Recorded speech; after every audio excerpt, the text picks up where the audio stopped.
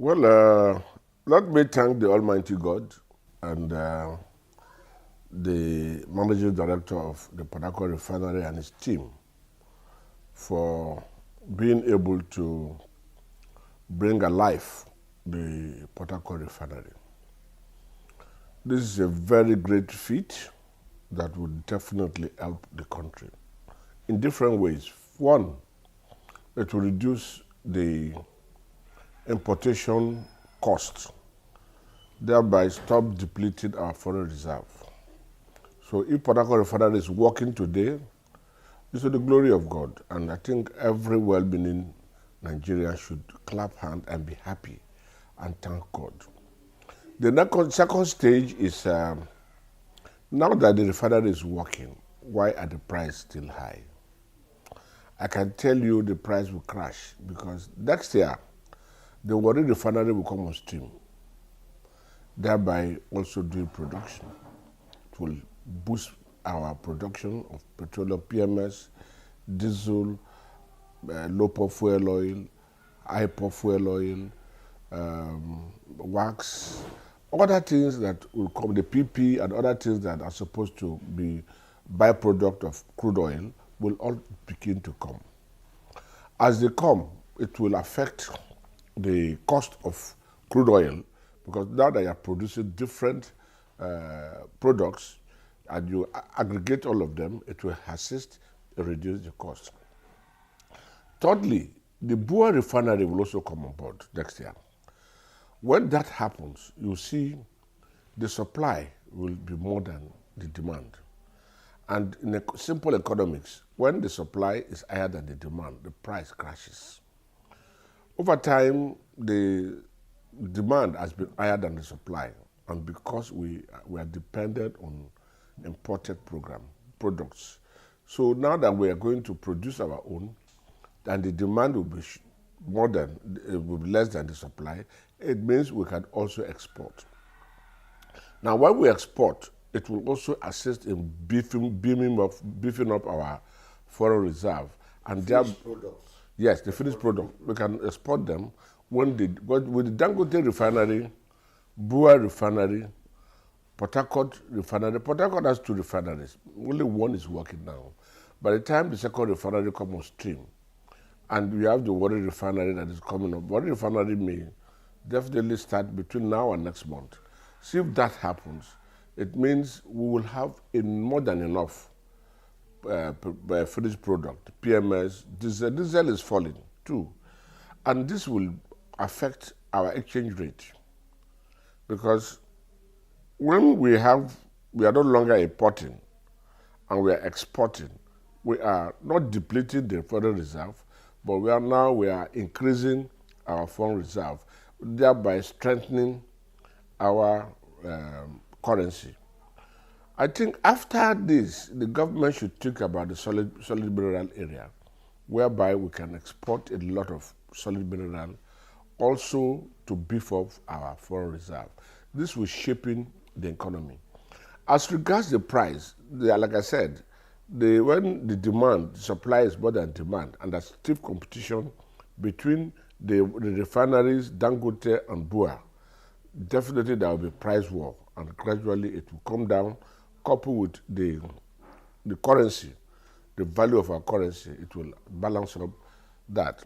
2, having said that, I can continue to say that the present MD of the NNPC, having spent 36 years and also the mandatory 60 years, should be retired.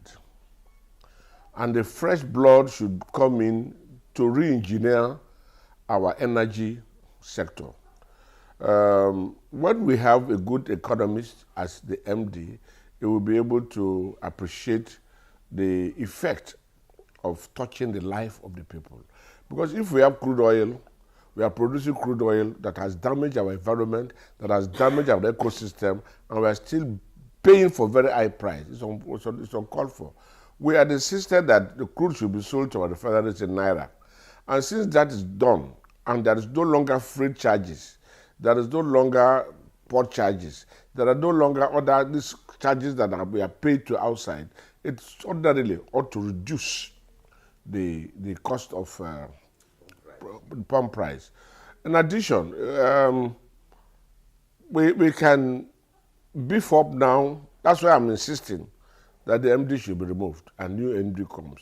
If we can talk of production, well, we have enough reserve. Our reserve for crude oil can last for another 100 years. Our reserve for gas can last more than 200 years. So if today we can pump out enough fossil oil, that is also going, because we are going to clean energy. So if today we can be able to bring enough crude oil into the market, we can beat up the OPEC quota, and the remaining ones we can give it to the local refinery at a lower price so that cost of petroleum product will be cheaper for Nigerians. That is one area Nigerians will appreciate governance. Because if they are not paying so much on fuel, it means it affects transportation, it affects all sectors of the economy, and the cost of living will be reduced. The poor man can go ahead to do whatever he wants. And if there is also gas, then the power sector will also be effective, and the bricklayer, the welder, the hairdresser, the tailor, every common artisans can also work without knowing who is the governor, without knowing who is the president. That is how it is practiced in several other countries. They don't know their president, they don't know their governor, provided the system, the social order are there, there is power, that is energy, that is fuel, everything is working smoothly, people will go ahead to produce or to market whatever they are marketing. It will help. So the first kudo is that the Paraco refinery is working, and I am very sure that the Warri refinery will also be working. They will test run between now and next month. And if that happens, the various MDs, like I've been saying, if the GMD will give the MDs, the subsidiaries, their powers, they have to spend $2 million.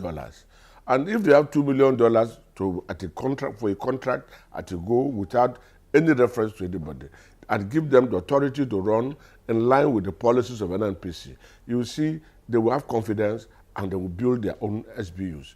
More so when these SBUs are also now limited liability companies, they can now work towards making profit for themselves and for the country. And we can work things effectively. But we need to change the head. He's 60 years, he's supposed to be retired in line with the policies of the Public Service Rule and even the NNPC Act. If you ask me about tax, Nigeria have natural resources.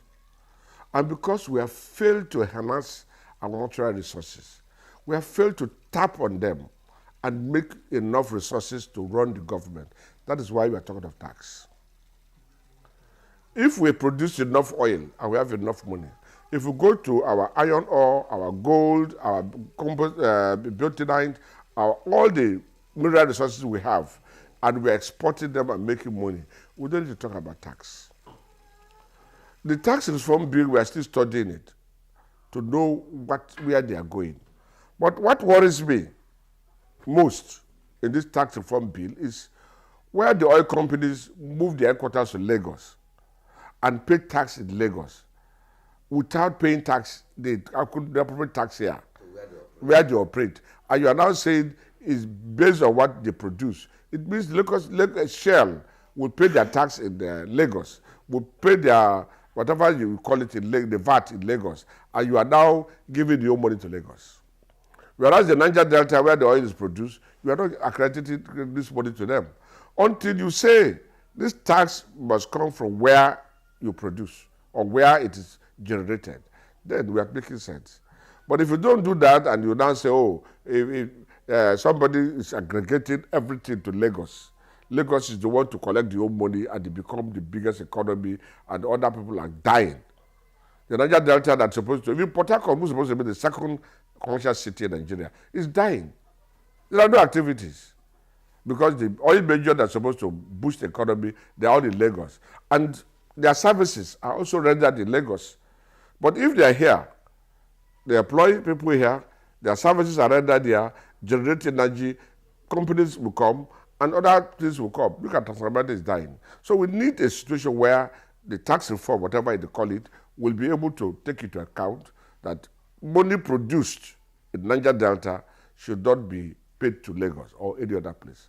If that is done, well, we can look at it, but I don't think tax is where Nigeria should make money.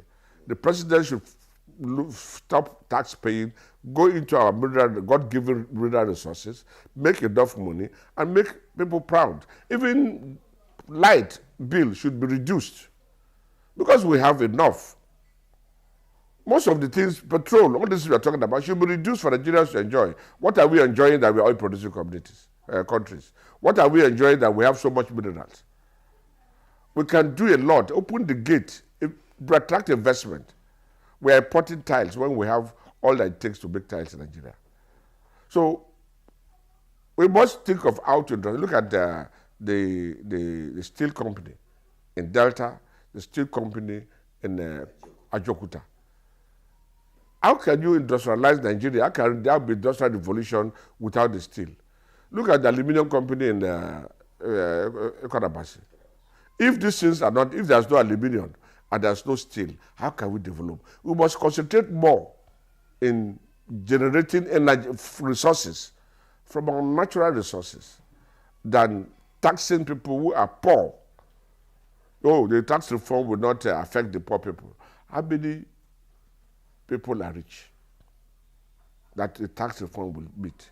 But if you are able to generate these resources, these natural resources, it will create more employment, it will create more wealth, and even if you are paying tax, you will not feel it.